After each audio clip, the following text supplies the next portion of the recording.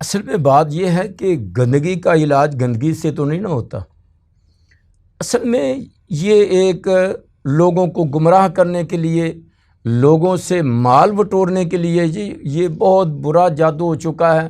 ہم اس کا علاج بھی جادو سے کریں گے تاکہ کہیں یہ ذکر و اذکار یا قرآن مجید کے وہ وظائف یا احادیث مصطفیٰ میں رسول اکرم صلی اللہ علیہ وسلم کے مسنون اذکار کر کے کہیں یہ ہمارے چنگر سے نکل نہ جائے، بچ نہ جائے. اس کو گمراہ کرنے کے لیے وہ کہتے ہیں یہ کالے کا توڑ ہی کالا ہے، جبکہ کرنے والا اور کرانے والا دونوں، جیسے میں نے کہا کہ وہ جہنمی ہیں، کافر ہیں جب تک وہ سچی توبہ نہیں کرتے، کیونکہ جادو کی یہی.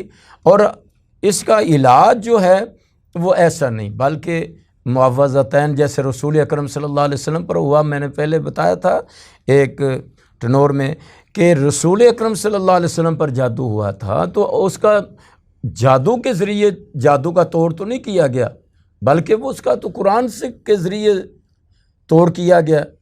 معوذتین نازل ہوئی ہیں.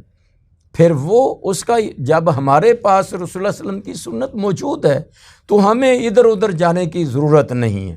وہ اذکار، مسنون اذکار جو ہیں صبح و شام کے وہ کریں، اور اسی طرح جو ہے وہ ہم قرآن و حدیث سے رہنمائی حاصل کر کے اس کا علاج بذات خود کریں گے تو اس میں زیادہ مؤثر بھی رہے گا، اور اس میں دفاع اور اللہ تعالیٰ کی رحمت بھی شامل ہر ہوگی.